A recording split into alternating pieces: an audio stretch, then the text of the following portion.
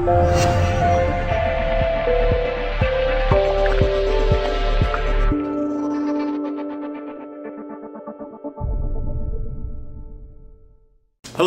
welcome to my site. My name is Joel Z. Williams. People in my neighborhood call me the poor people's advocate. First, a disclaimer. The information that I'm going to give to you today is just information. It should not be construed as legal advice. You need to seek out an attorney in your county to help you with your particular consumer law problem. Now, I've got a lot of requests from people about credit card debt. I want to talk today about the 5 most common tricks that debt buyers or third-party debt collectors will use against you in order to get you to pay on the debt.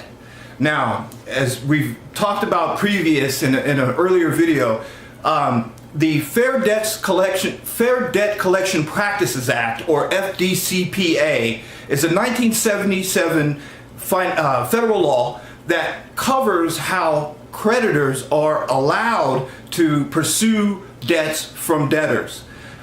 Typically in a credit card, you will stop paying on a credit card and a period of time will elapse, and that original creditor, whoever that, whether it's Visa or MasterCard or Capital One, Credit One, whatever, will generally wait about 180 days, 6 months usually, and then they'll write that debt off and they'll sell it on to someone else. A third-party debt buyer is a company that comes in and will typically pay 3 to 5 cents for every $100 worth of debt and purchase the debt from them, and then attempt to collect that debt, usually by litigation, by suing those people for those debts. Those are known as debt buyers. Some people call that debt zombie debt because it can travel from debt buyer to debt buyer to debt buyer as they sell it on to successive companies. This is a very common practice. Now, going back to the date of delinquency is determined when the last time that you paid on that credit card. Generally, there's a lot of case law on it, but generally it's accepted within 90 days of the last time that you paid on that credit card. That is determined as your date of delinquency. Now, this is important because one of the tactics that debt buyers will use is to try to tell you a different date than that. The reason why that date is so important because every state in the union has what is known as a Statute of Limitations, or SOL. A Statute of Limitations is a time period in which a creditor can bring you to court and sue you on a debt. Here in Missouri, where I'm at, it's 5 years. The longest that I'm aware of is Kentucky. It's 15 years. Florida, 5 years. If you go to my website, I will have a hyperlink on there that will show you, whatever state you live in, what the statute of limitation is on credit card debt. Now, that's important because not all debts are considered the same.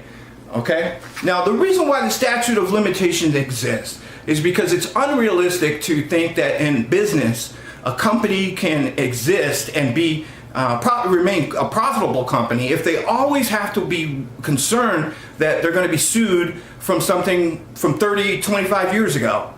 You know, it would be unrealistic to have a company keep $100,000 in a legal fund on the off chance that they might be sued by some ancient debt.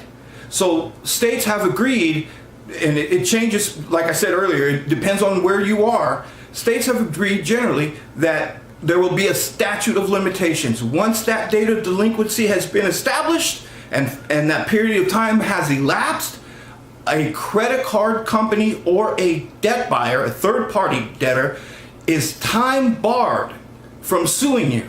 They cannot sue you on that debt. All right? That's very important to know about the statute of limitations. It's basically, if they haven't sued you within that period, they are forever barred from suing you again. All right.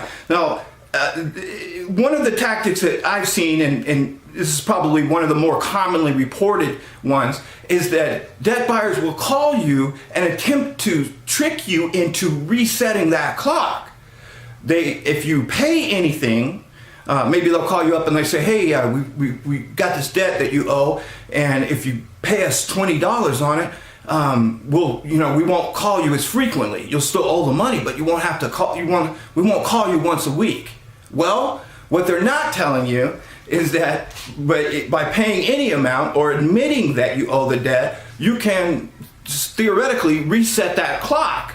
So if they cash a check from you, you are basically resetting that 5-year or whatever your state limit is. You're resetting the clock for them.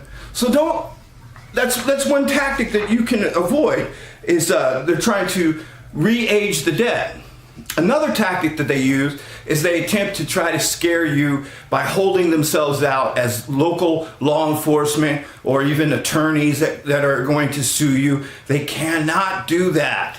They can't tell you that there's going to be a warrant issued for your arrest if you don't pay $100 by the close of business Friday. That's another tactic that is expressly forbidden under the FDCPA.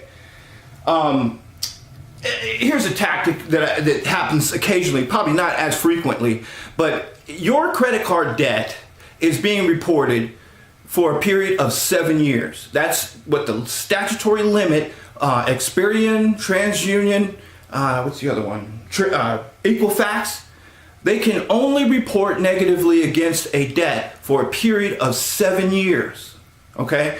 So what some credit or debt buyer companies will attempt to do is to try to influence you to pay by saying that they will have that removed from your credit report.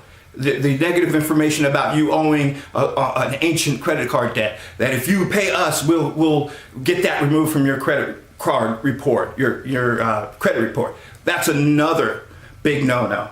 Now, I also want you to know that even though your statutory limit may be 5 years, here in Missouri, for example, 5 years, even if your debt is older than 5 years, the credit reporting agencies can still report it for up to 2 more years. So they have up to 7 years total that they can report it. That's a lot of people think, well, they can't sue me on it. Why are they still reporting negatively? They have that ability to report for 7 years from the date of delinquency. That's why establishing that date of delinquency is very important. Harassment. Now I want to talk about this because this is probably the biggest method that debt buyers will use to attempt to collect debt. They'll call you on the phone, they'll send you emails, they'll text you. There's certain things that they can and cannot do when they communicate with you. All right, we're going to talk about that in the next video, and I'm going to teach you some of the techniques that you can use to keep these creditors from hounding you. All right, my name is Joel Z. Williams. Please check the website link below. Go there. You're going to find a wealth of information. I'm going to show you how to report debt buyers that are behaving fraudulently or misrepresenting. And if you need help finding an attorney in your area, I'm going to help to give you a free referral. All right, my name is Joel Z. Williams, the Poor People's Advocate. You will recognize me by my white hat, but you will know me by my virtuous ways. Thank you.